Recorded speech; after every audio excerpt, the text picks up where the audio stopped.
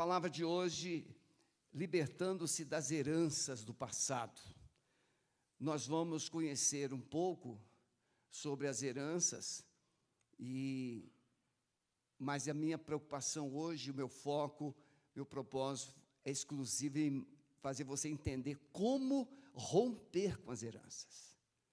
Porque você vai ouvir, vai receber informações, sabendo quais são as suas heranças possíveis, mas muitas vezes você não sabe o que fazer com elas.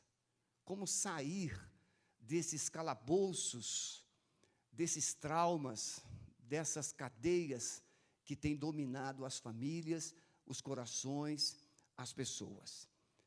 O texto que nós vamos trabalhar como base, 1 Pedro, capítulo 1, 18, 19, sabendo que não foi com coisas corruptíveis, como prata e ouro, que fostes resgatados da vossa vã maneira de viver.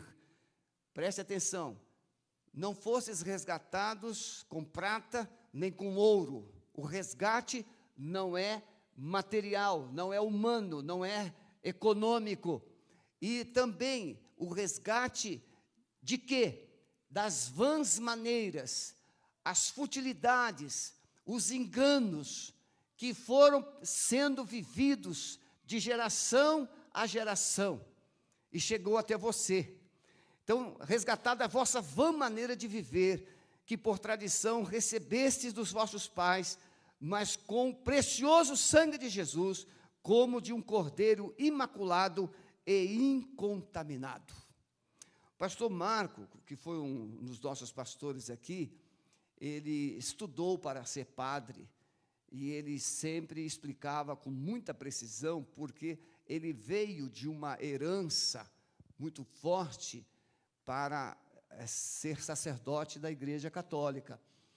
E ele explicava com propriedade por que as pessoas recebem, acreditam e permanecem em muitos ensinos que a Bíblia não ensina.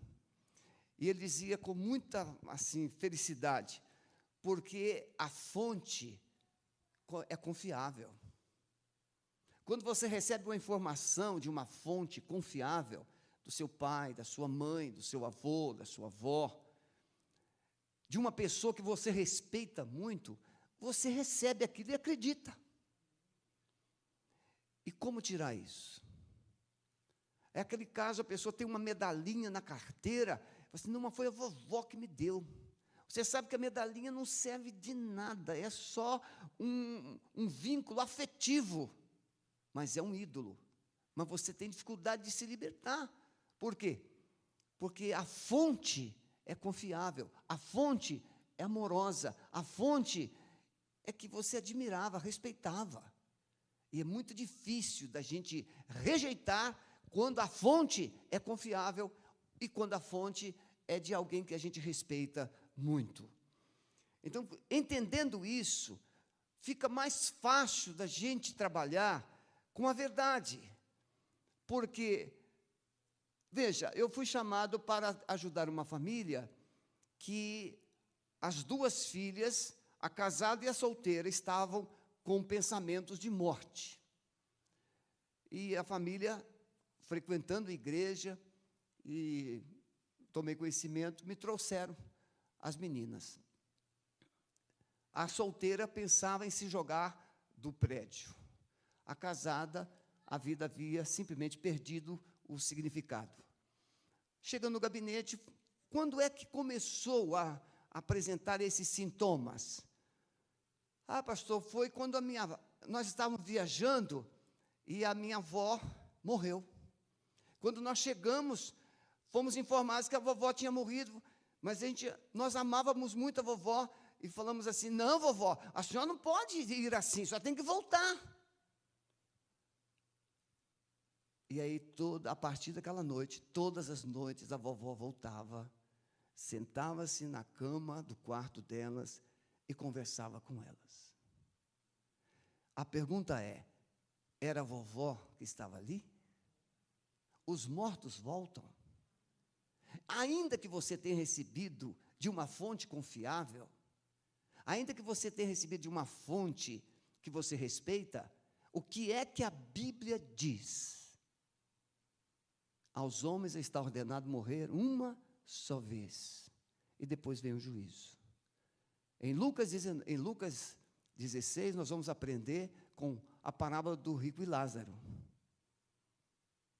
que há um abismo e não há comunicação entre os mortos.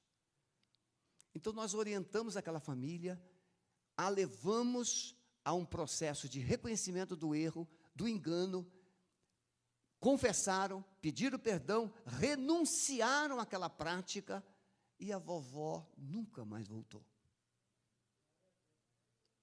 Então, veja, são heranças que a família traz. Vamos tentar, com a graça de Deus, caminhar. Então, entendemos que a obra de Jesus na cruz foi suficiente, poderosa, para nos libertar. Colossenses 2, 14, 15, diz: havendo riscado a cédula que era contra nós, nas suas ordenanças, a qual, de alguma maneira, nos era contrária, atirou do meio de nós, cravando-a na cruz, e despojando os principados e potestades, os expôs publicamente, e deles triunfou em si mesmos.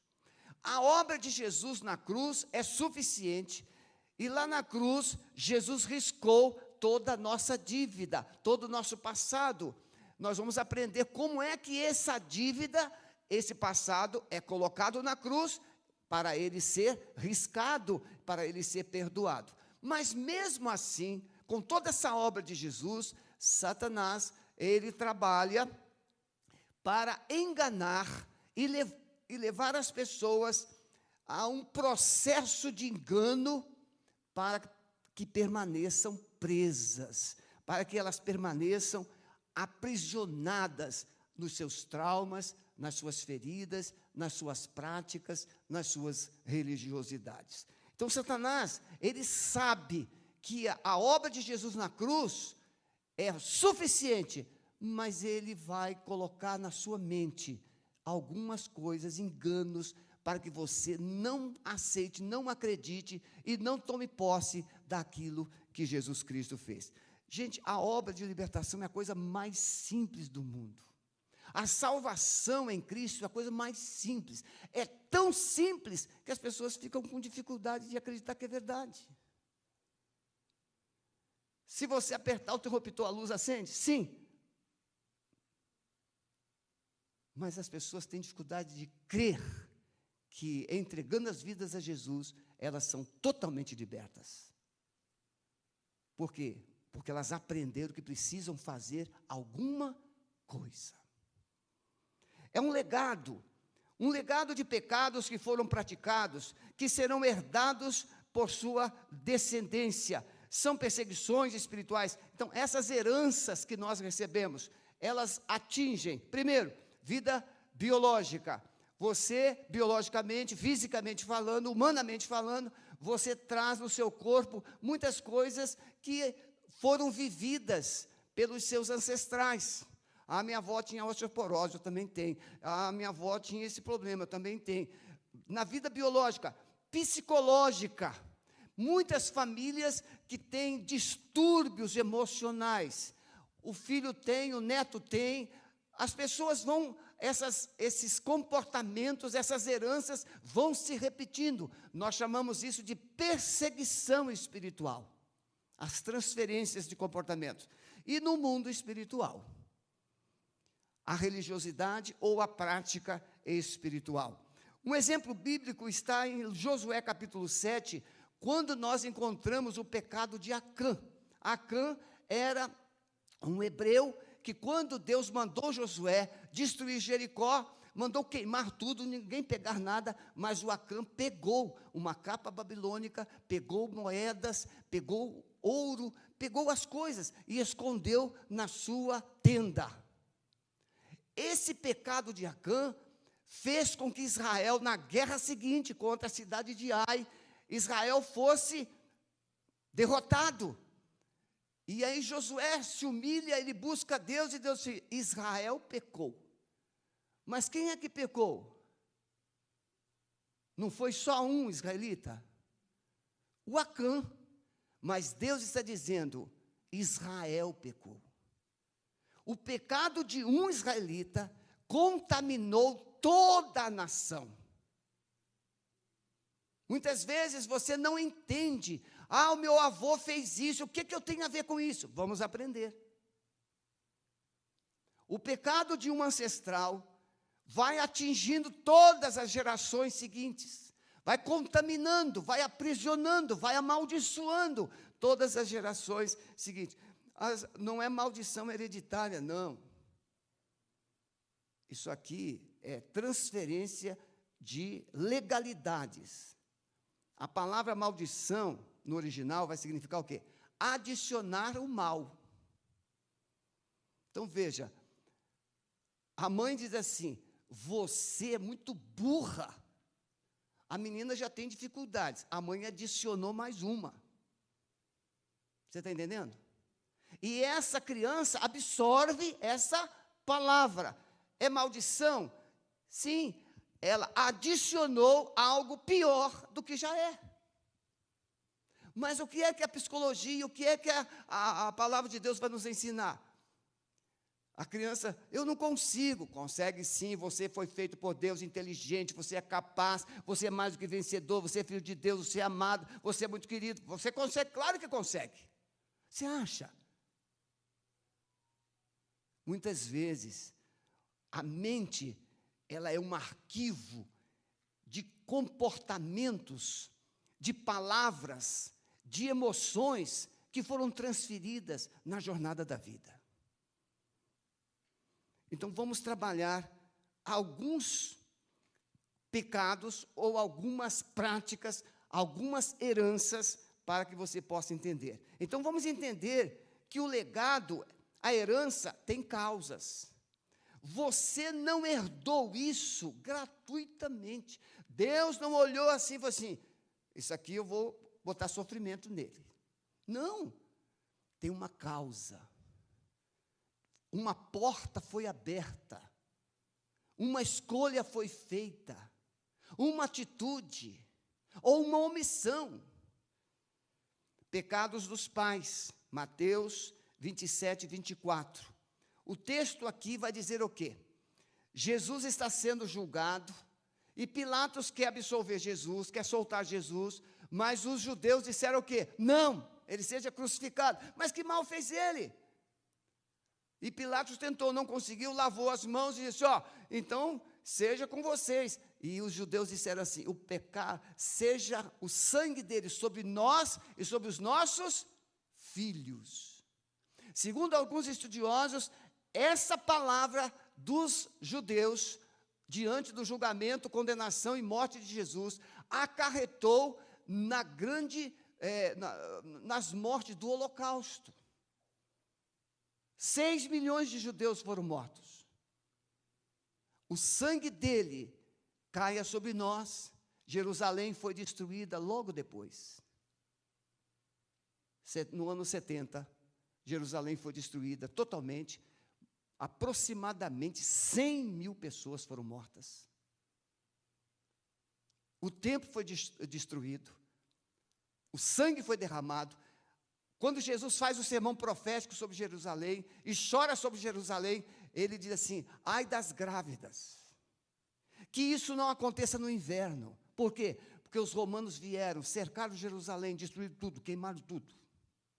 O sangue seja sobre nós e sobre os nossos filhos. O sangue foi sobre eles, e durante anos, sobre os seus descendentes. Quebra de alianças, está falando aqui de casamento. Malaquias, no capítulo 2, verso 16. Porque o Senhor, o Deus de Israel, diz que aborrece o repúdio aqui é divórcio. Aquele que encobre a violência com a sua veste, diz o Senhor dos exércitos. Portanto, guardai-vos em vosso espírito, que não sejais desleais. Aqui a deslealdade conjugal. A mulher casada, diz Paulo aos Coríntios, 1ª carta, capítulo 7, 39, a mulher casada está ligada pela lei todo o tempo em que o seu marido vive, Mas se falecer o marido, fica livre para se casar com quem quiser, contanto que seja no Senhor. Então, quando uma pessoa se casa, o que ela diz lá na frente do juiz ou da autoridade eclesiástica? Até que a morte nos separe. Então, o divórcio é uma sentença de morte, mas não é uma sentença de morte física, biológica, é uma sentença de morte emocional, espiritual, na área financeira. O divórcio significa cessar, romper, quebrar. Parece uma coisa simples, eu não gosto mais, não quero mais. Mas você fez uma aliança e agora está quebrando esta aliança. Idolatria, preste atenção, por favor.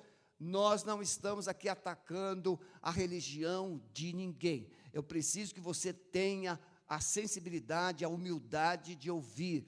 O que nós estamos mostrando são textos da Bíblia para mostrar que a idolatria é uma prática que constrói alianças que não são bem vistas aos olhos de Deus.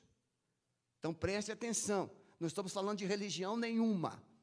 Os ídolos deles são prata e ouro, obras das mãos dos homens. Tem boca, mas não falam. Tem olhos, mas não veem. Tem ouvidos, mas não ouvem. Tem nariz, mas não cheiram. Tem mãos, mas não apalpam. Tem pés, mas não andam. Nem som sai da sua garganta. Tornem-se semelhantes a eles os que os fazem e todos os que neles confiam.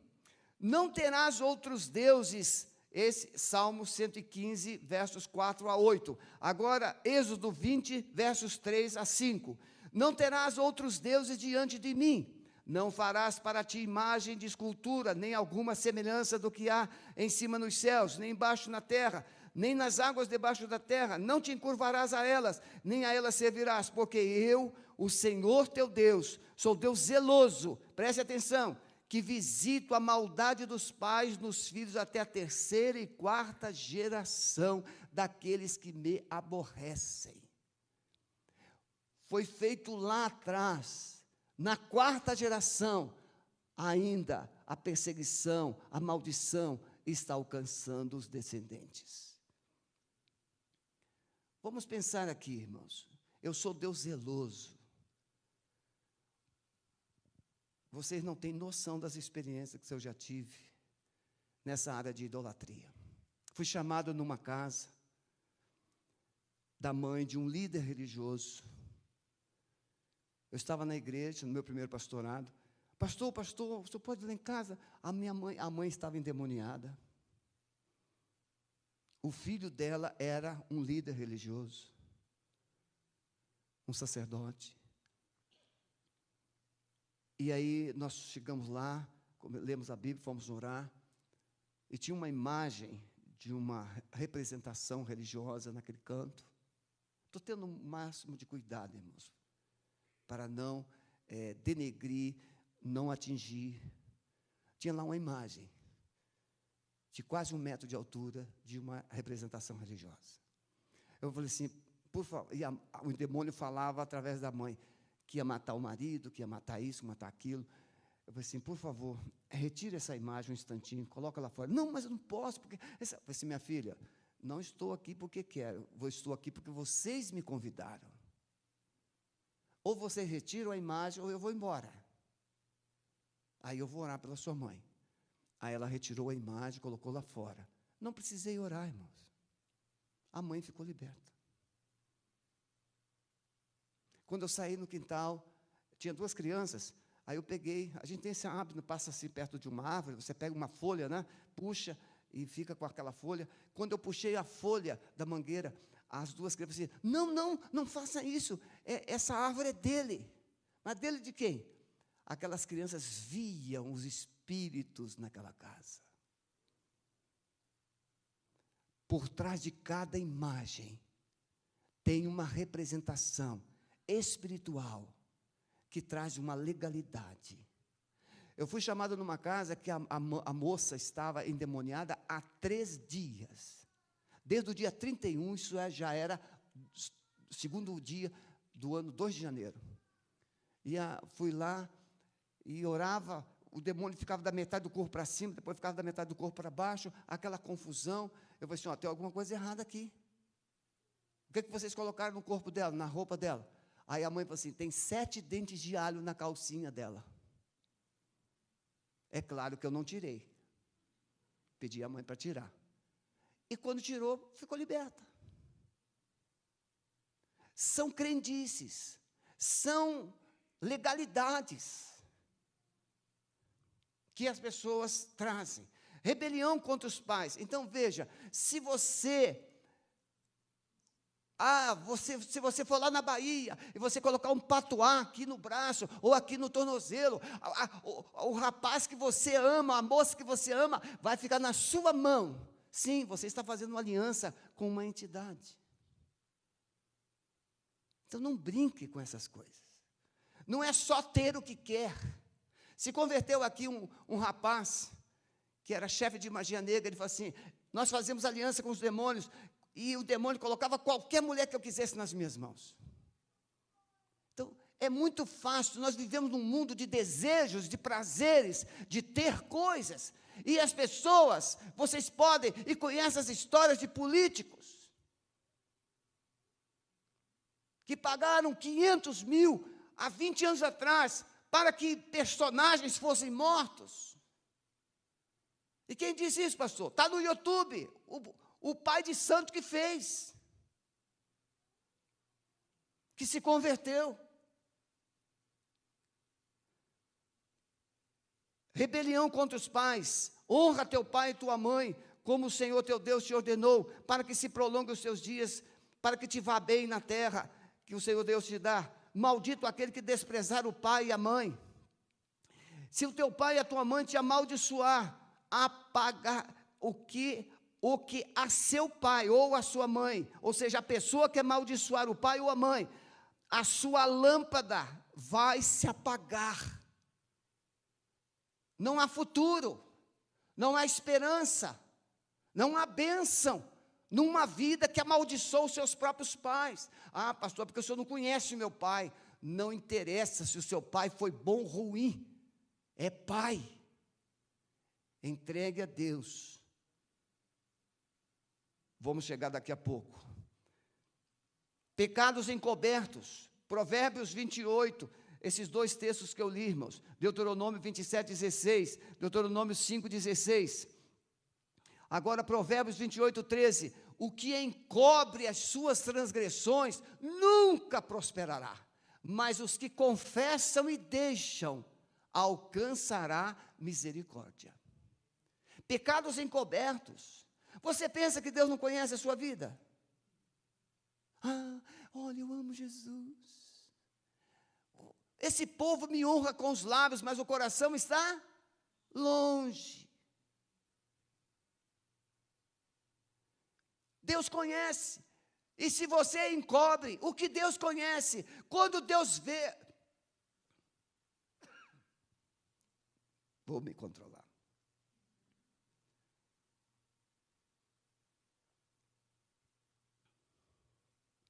Deus olha. Deus olha para você. Ele vê um pecado. O que Deus está esperando? Que você se arrependa, confesse e abandone. Porque Ele é longânimo. O que Deus mais quer é te perdoar.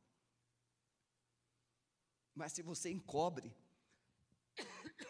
perdão, se você encobre pensando que vai enganar, não, você está apenas se autocondenando. Falta de perdão. Essa aqui é uma das áreas mais terríveis. Amargura. Amargura, já foi dito, está escrito, é como tomar um copo de veneno e ficar assim, vai morrer, vai morrer. Não, quem morre é quem toma o veneno. Mas Jesus ensina em Mateus 6, 14, 15 e em Mateus 18, que o perdão liberta, é quem perdoa, não é quem recebe o perdão. Veja, uma pessoa te feriu, uma pessoa te machucou, uma pessoa te humilhou, uma pessoa abusou de você. E aí você fala assim, não, ele me fez mal. O mal não está no outro, o mal está em quem foi ferido, que foi machucado, que foi humilhado, que foi pisado. Mas se você decide perdoar essa pessoa, o mal que está em você vai para aquele que feriu. E você é liberto. Porque Jesus diz assim: porque se não perdoardes, o vosso Pai Celestial não vos perdoará. Mateus 18, 32 a 35. E Hebreus 12, 14, 15 diz assim: segui a paz com todos e a santificação, sem a qual ninguém verá o Senhor, tendo cuidado que ninguém se prive da graça de Deus. A referência aqui é Esaú. Esaú sonegou a bênção, Esaú desprezou a bênção, e depois ele quis a bênção de volta, e não teve mais chance. A graça de Deus foi perdida, ele desprezou. Palavras de maldição proferidas. Aqui Josué está falando, quando Jericó é destruída, ele fala assim: olha, aquele que construiu os alicerces, o filho primogênito morrerá, e aquele que colocar as portas, o filho caçula vai morrer. E isso aconteceu. Josué capítulo 6, 26 e 1 Reis 16, 34. Feitiçarias. Deuteronômio capítulo 18, 10 a 12. Entre ti não achará quem faça passar pelo fogo seu filho e sua filha, nem adivinhador, nem prognosticador, nem agoreiro, nem feiticeiro, nem encantador, nem encantamentos, nem quem consulte um espírito adivinhante, nem mágico, nem que consulte os mortos, pois todo aquele que faz tal coisa é abominação ao Senhor. Herança. Quando, pois, algum homem ou mulher em si tiver um espírito de adivinho, ou for encantador, certamente morrerá. Suicídios e homicídios. Aqui a base está em Caim e Abel. Caim mata Abel, e Deus vai dizer para ele que a terra reclama o sangue, e a terra é amaldiçoada, Caim é amaldiçoado, ele se torna um vagabundo, ele se torna uma pessoa andarilha. Muitas vezes a gente vai conversar com uma pessoa, fala assim: pastor, minha vida não prospera, pastor, minha família não prospera, pastor, quando eu estou lá no emprego, estou perto da promoção, e quando chega a minha vez, outro é promovido, a minha vida parece que me coloca para trás. Suicídio é interromper o processo da vida. Homicídio é interromper o processo da vida. Processos interrompidos não é só quando você mata. Eu vou falar de aborto agora. É quando você tira a vida, você está também tirando os sonhos da sua vida. Muita legalidade, heranças, aborto. Você anote, Levítico 18, 21. E da tua semente não darás para fazer passar pelo fogo Moloque. Então, veja, eu quero que você entenda. Moloque era uma divindade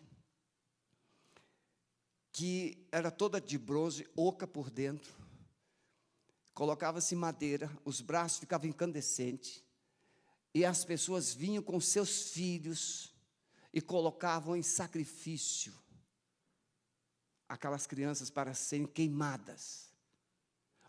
Moloque significa abortar todo o processo. É um crente novo na igreja, ele está começando na fé. Moloque quer roubar a sua fé, quer destruir seu crescimento espiritual, quer fazê-lo parar de crer em Jesus, quer tirá-lo da igreja. Moloque faz isso no mundo espiritual, mas Moloque também destrói os sonhos da família. Famílias, os filhos não mais têm uma vida de alegria, de conquista. Veja, um aborto transforma o útero em uma sepultura. E o filho que vai nascer na sepultura do irmão. Precisa ser confessado, precisa ser colocado diante de Deus. Nós vamos aprender isso também. Dirás, pois, a Israel, Levítico 20, verso 2, qualquer que dos filhos de Israel, dos estrangeiros que peregrinarem em Israel, der a sua semente a Moloque, certamente morrerá. Segundo Reis 23, 10, também profanou a Tofete, que está no vale dos filhos de Inom, para que ninguém fosse passar seu filho ou sua filha pelo fogo de Moloque.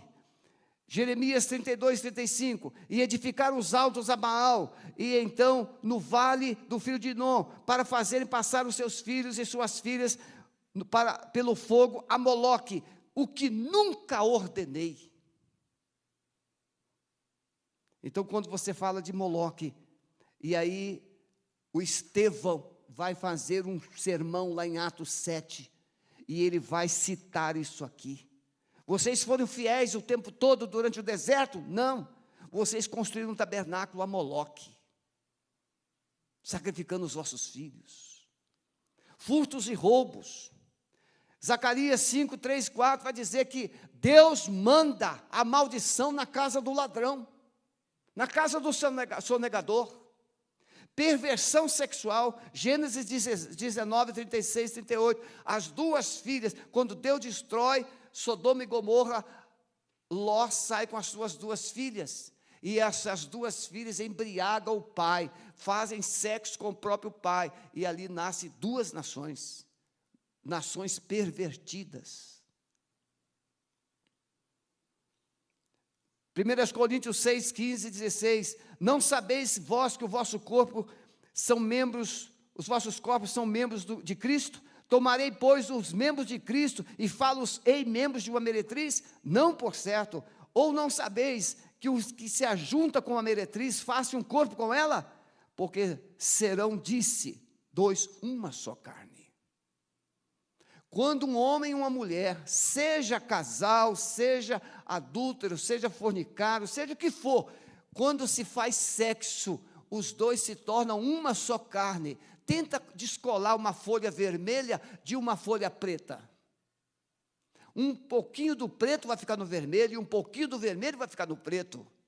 Assim também, quando a pessoa se envolve na sexualidade pervertida, parte da pessoa fica na outra, e as maldições vão sendo transferidas, legalidades. Tem que haver desligamentos, confissões. Meus queridos, entenderam até aqui, irmãos? Então veja, essas leituras todas que eu fiz são as causas das heranças. O que vem dos seus ancestrais não veio porque você é ruim, não veio porque você não merece ser feliz. Essas coisas vieram porque lá atrás alguém praticou isso. E essas práticas canalizaram maldições para a geração atual. Ah, pastor, mas o que é que eu tenho a ver com isso? Pastor Alves deu uma pincelada na sexta-feira passada sobre a lei da herança e a lei da responsabilidade. Vamos aprender.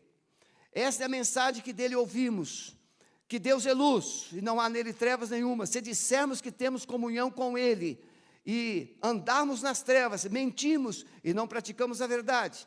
Isso está em 1 João 1, versos 5 a 9. Mas se andarmos na luz, como ele na luz está, temos comunhão uns com os outros, e o sangue de Jesus Cristo, seu Filho, nos purifica de todo o pecado.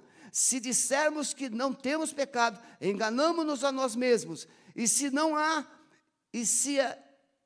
não há verdade em nós. Mas se confessarmos os nossos pecados, ele é fiel e justo para nos perdoar os pecados e nos purificar de toda injustiça. Muito bem, os seus ancestrais viveram essas práticas, viveram essa crença, viveram esses princípios, viveram esses valores. Então agora você conhece o Evangelho, você conhece a verdade. O que é que você vai fazer com o seu passado? E o que é que você vai fazer com a verdade do Evangelho?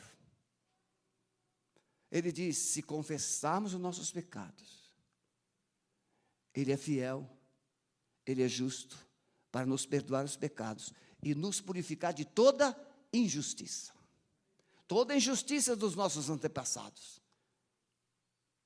precisam ser confessadas, precisam ser colocadas na cruz, precisam ser renunciadas, para que haja então o quê?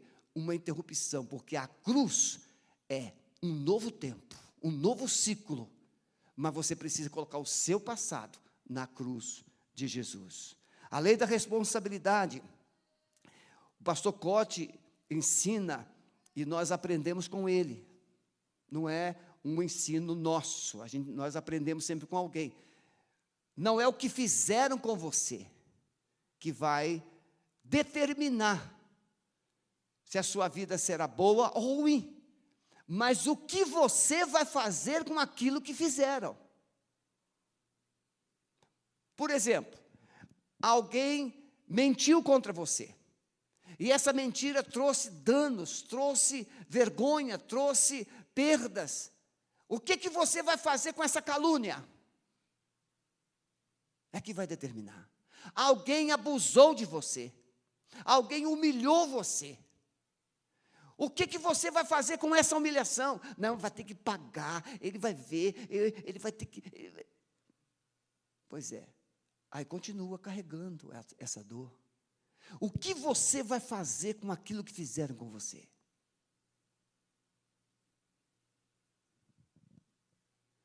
Eu já contei aqui mais de uma vez, eu, Sueli e a Esther, uma equipe nossa, nós estávamos em Portugal, e lá na Ilha dos Açores, foi trazida uma mulher para um processo de aconselhamento, e essa mulher tinha sido abusada pelos 5 irmãos.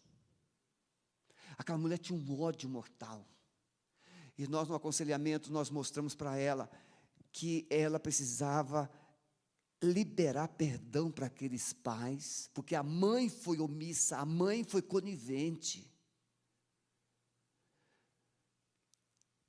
e perdoar aqueles irmãos. À medida em que ela aceitou fazer o processo, aceitou liberar perdão, na medida em que ela citava o nome de cada irmão dela, os demônios se manifestavam, porque ela estava dentro de uma prisão de ódio, uma prisão de dor, uma prisão de humilhação. Mas quando ela liberou o último perdão, ela não ficou mais endemoniada. Essa dor, você pode escolher, a responsabilidade de escolher é sua. Os seus pais erraram, os seus avós erraram, os seus antepassados erraram, mas hoje você pode exercer a sua responsabilidade de escolher que vida você quer viver. Eu quero viver a vida de Cristo. Pronto. Então pegue esse passado e coloque na cruz, confesse, renuncie, libere perdão. Libere perdão. Não precisamos nos esconder do passado. Contei aqui um homem, 62, 63 anos, ele havia causado um acidente que havia tirado a visão de um olho do seu irmão, e aquilo virou um segredo de família. Mas quando ele conheceu Jesus, ele reuniu a família, e ele... Não, eu preciso te dizer, meu irmão, você é cego dessa vista, porque a mãe, para! Isso é um segredo de família, não tem, isso já acabou, está resolvido. Ele disse assim, não, mamãe, não está resolvido, porque eu carrego esse peso, eu carrego a dor de ver o meu irmão cego, porque eu joguei uma garrafa em cima dele. E então ele rasgou o coração, pediu perdão, irmão, confessou, foi eu que ceguei você, eu quero te pedir perdão. E aquela culpa foi embora. O passado, segredos. Você pode pensar que esconder vai resolver, não vai.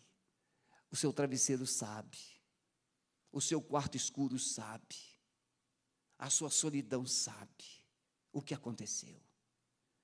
Pecados têm nomes, passado tem nomes. A primeira fase da libertação, então preste atenção muito agora, por favor. A primeira fase da libertação, nós aprendemos agora que existe uma história, nós aprendemos que as maldições foram construídas e elas têm uma causa, essas práticas passadas, Mas você pode exercer a lei da responsabilidade, você não tem que aceitar o que os seus pais, os seus avós fizeram, deixaram de fazer. Você pode escolher a partir da verdade que é Jesus, escolher um novo tempo, uma nova vida, uma nova etapa, um novo ciclo para você. Mas pastor, como é que eu faço isso? Não, presta atenção. Primeiro, a primeira fase da libertação nós chamamos de aconselhamento. Isso significa 80% do processo é você conhecer a Jesus, saber quem você é para Ele, entregar a sua vida para Jesus, crer nele como Senhor, como Salvador da sua vida. Por isso que libertação não é expulsar um demônio. Vem uma pessoa que não quer nada com a igreja, vem uma pessoa que não quer nada com o evangelho, vem uma pessoa que não quer mudar o seu modo de viver, e aí está recebendo visitações espirituais. Aí, pastor, vamos lá em casa, orar pelo meu marido, orar pela minha mulher, orar pelo meu filho. Pastor, o demônio está querendo matar ele, e vai matar, se ele não entregar a vida a Jesus.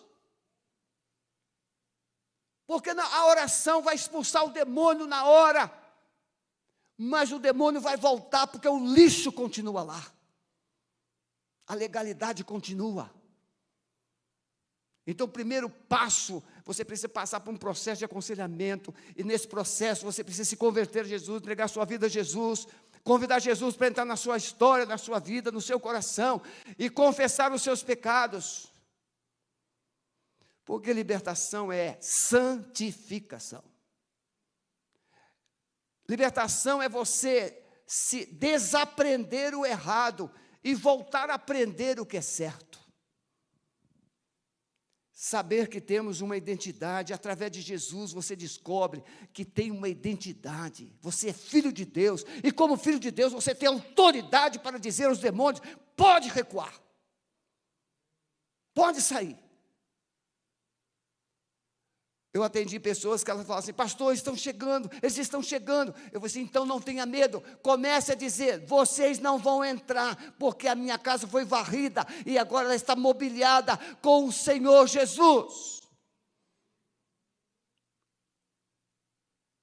Então o primeiro passo é esse aconselhamento, não é uma oração. Libertação não é um passe. Vou fazer uma oração. Não, a gente pode orar para te dar renovo, te dar discernimento, te ajudar, mas não é o processo. Saber que temos a ajuda do Espírito Santo. Muitas vezes, nós estamos lá no gabinete e vamos ministrar, e as pessoas ficam apavoradas, e elas começam a ouvir vozes, e então a gente ordena, quebra a comunicação com os demônios que estão dentro do corpo dela, com os demônios que estão fora, para que eles não peçam ajuda. E aí a gente amarra os de dentro e bota para fora. E os de fora não entram. Tem que ter autoridade para fazer, mas eles vêm, e aí nós pedimos o quê? Ajuda dos anjos, ajuda do Espírito Santo, e a gente usa a autoridade do poder do sangue de Jesus. Nós temos ajuda, e nós podemos escolher sermos livres. Cantamos. Mas precisamos assumir e exercer essa responsabilidade. Como é que você assume e exerce a responsabilidade? Confessando os pecados. Se andarmos na luz como Ele na luz está, temos comunhão uns com os outros, e o sangue de Jesus nos purifica de todo pecado. A pessoa comete um pecado, vem cá, leva um banho. Jesus lava, purifica, perdoa. Volta lá, se lameia tudo de novo, depois vem cá, aí Jesus me limpa de novo, Jesus me limpa de novo, aí Jesus limpa de novo, depois volta para lá. Não pode. Você tem que escolher o que você quer viver. Não podemos brincar de pique-esconde com Jesus. Libertação é como salvação. É salvo. É filho de Deus. Como é que um filho de Deus deve viver? Viver na presença dEle. Tiago diz, capítulo 5, esse texto de 1 João 1, 7 e 9, Tiago 5, 16, confessai as vossas culpas uns aos outros, e orai uns pelos outros, para que sareis. No aconselhamento, a pessoa vem e conta a sua dor, confessando. E no aconselhamento, o conselheiro vai, junto com a pessoa, orar e levar aquela dor até a cruz. E vai orar, ungir, para que ela seja sarada. Por quê? Porque a legalidade que os demônios têm é aquela ferida. Quantas mulheres nunca conseguiram viver uma vida sexual no casamento saudável por causa de um trauma antes do casamento? Feridas. A culpa não é dela, não é do marido. Estão na ignorância. Então veja, confessando, arrependendo-se. Quando Pedro prega no Pentecostes, os ouvintes disseram assim: varões e irmãos, o que faremos?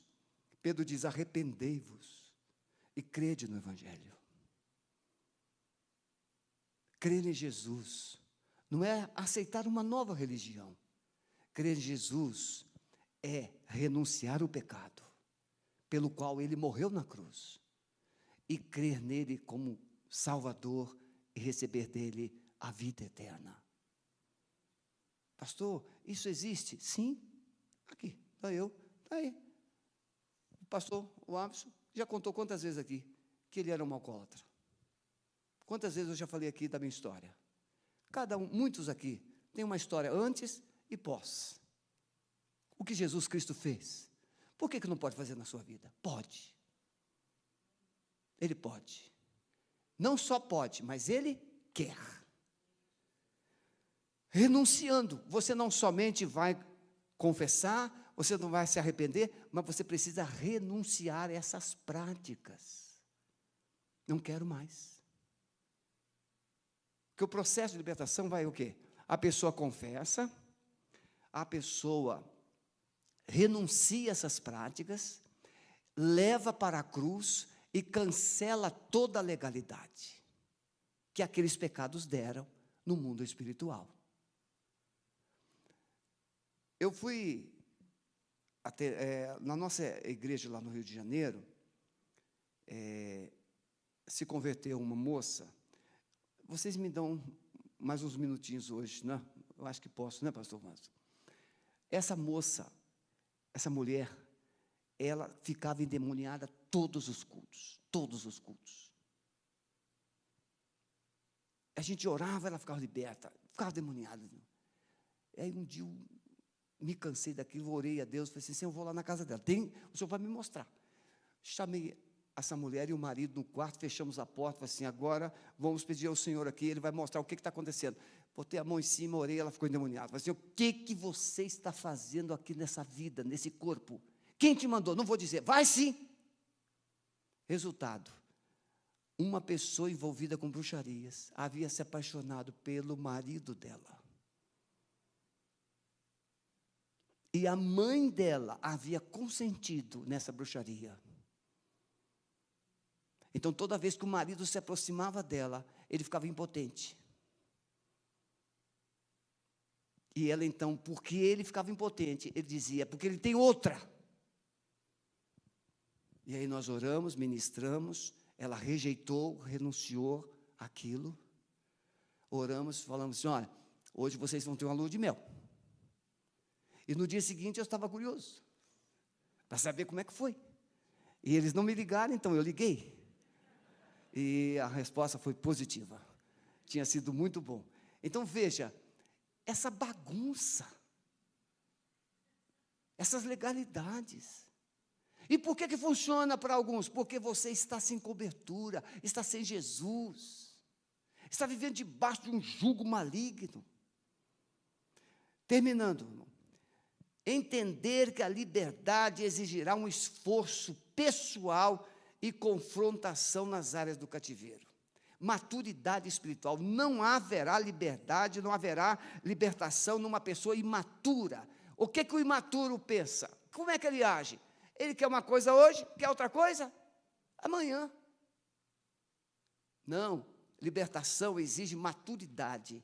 Você precisa decidir quem é, decidir onde quer chegar, decidir como quer viver. Filho imaturo é aquele filho que recebeu tudo pronto. E ele acha que a vida vai circular em volta dele. Não. Você tem que amadurecer na fé, se fortalecer em Deus. E eu quero finalizar mostrando um fato bíblico. A mulher curvada. Jesus diz assim, olha, há 18 anos ela está prisioneira de Satanás.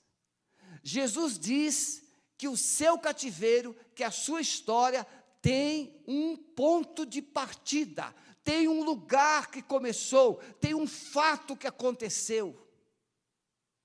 Alguma coisa aconteceu na sua história que abriu uma brecha de cativeiro. É a herança. Jesus diz que aquela mulher estava assim há 18 anos. O que é que aconteceu com aquela mulher há 18 anos atrás? Não sabemos. Mas uma coisa sabemos, ela estava prisioneira de Satanás. E quais foram as consequências? Ela andava o quê? Curvada. Uma mulher sem esperança, uma mulher sem alegria, uma mulher sem futuro. Então, como resolver? Jesus vai mostrar o que você precisa fazer. Veja, o texto vai dizer, e Jesus, vendo-a, chamou-a à frente. Primeira coisa, ninguém vai conseguir libertação vivendo escondidinho. Você chega no consultório médico, e o médico diz o quê? O que você tem? O que você está sentindo? E você diz assim, não sei, doutor. Então, o que você veio fazer aqui? Não sei. É assim que você faz? Não, doutor, eu estou aqui com um cisco no olho, doutor, eu estou cheio de coceira na pele. Para o médico você fala tudo, porque você sabe que o médico vai te tratar. A mulher vai na ginecologista, ninguém tem vergonha. Ela examina, ou o ginecologista examina você, e você se expõe, porque sabe que ele ou ela vai cuidar de você. Então Jesus chama aquela mulher à frente. Se você quer libertação, se você quer vencer o jugo, se você quer sair das heranças do passado, você precisa rasgar o coração, se expor para Deus, dizer, dar nomes à sua dor. Jesus já chamou, mas Jesus não chama para te humilhar, Jesus te chama para te restaurar. E aí ele dá uma palavra para aquela mulher, mulher, você está livre. Mas ela continuou torta. Mas eu imagino que a mente dela se alegrou, a mente delas se fortaleceu. Jesus diz que eu estou livre, Jesus diz que eu estou livre, Jesus diz que eu estou livre. Porque quando Jesus fala com você, Ele garante. Ele diz, mulher, você está livre. Mas ela continuou torta, mas Ele colocou a mão sobre ela e ela se endireitou. Jesus não expõe você para te humilhar, Jesus não expõe você simplesmente para trazer você a uma situação ridícula. Não, Jesus traz você para perto dEle, porque Ele quer te mudar, transformar, libertar, trazer você para um novo tempo. Fique em pé, por favor. Pense agora na sua história. Pense agora nas heranças que você tem vivido. Pense agora nos cativeiros, nos medos, nas perdas que você tem experimentado. Pense. Nesta noite Jesus está te chamando. Saia do esconderijo, saia do anonimato, saia dessa hipocrisia. Às vezes a gente pergunta a uma pessoa, como é que você está? Tudo bem, mas está tudo mal. Está tudo ruim. Nesta noite, Jesus está te chamando para vir para perto, porque Ele quer tocar em você, Ele quer mudar a sua história, quer quebrar o seu calabouço, quer quebrar o seu cativeiro, e quer trazer um tempo novo na sua vida. Então, se você nesta noite entende que tem algo na sua vida que precisa mudar, e Jesus está aqui te convidando, venha, porque eu quero te tocar, para você experimentar um novo tempo e viver uma nova história. Pode deixar o seu lugar, com todos os cuidados que nós sabemos, fique aqui à frente, que nós vamos orar para que o Espírito Santo quebre os calabouços, as cadeias da sua vida e da sua história, em nome de Jesus. Vamos adorar o Senhor. Deus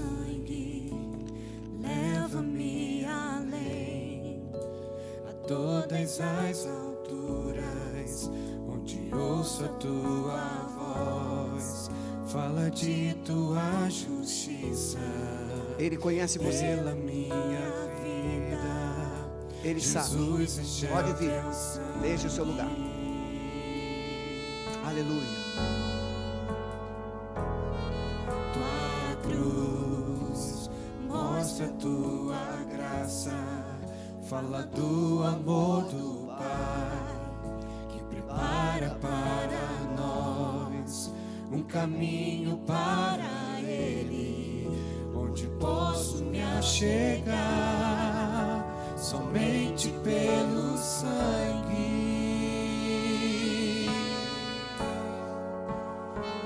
que nos lava, dos pecados, que nos traz restauração. Nada além do sangue, nada além do sangue de Jesus,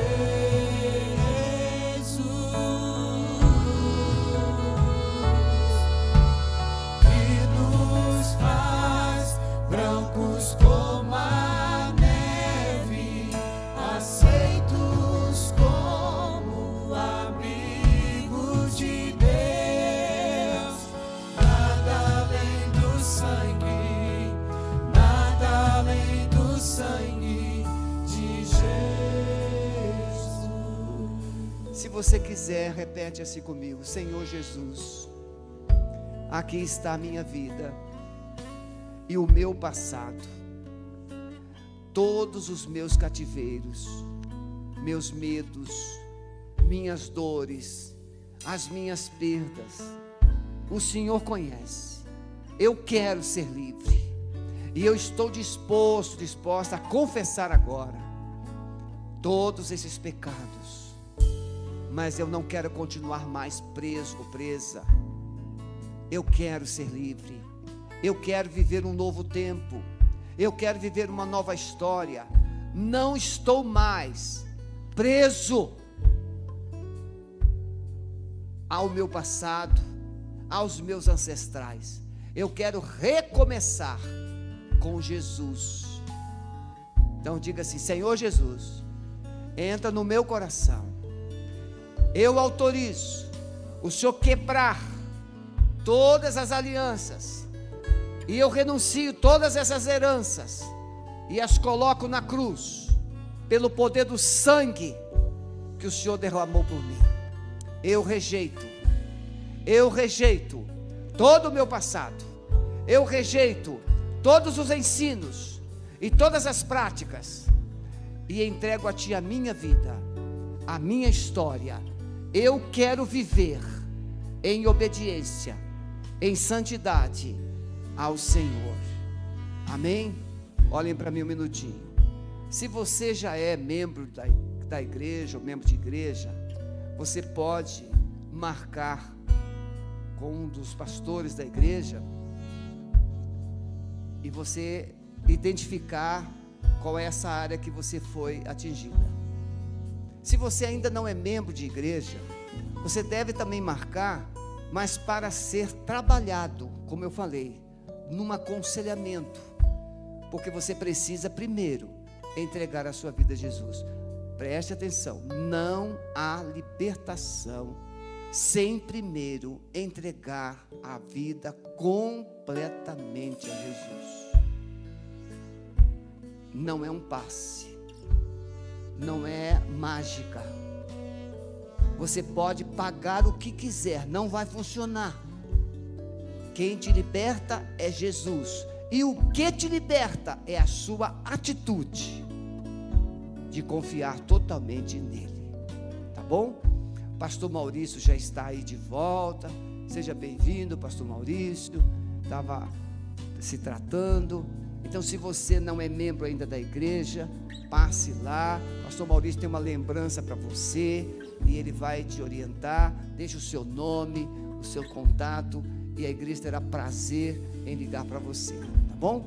Pode voltar para o seu lugar. Deus abençoe. Pastor Wavson virá para fazer o encaminhamento do encerramento. Deus abençoe a todos.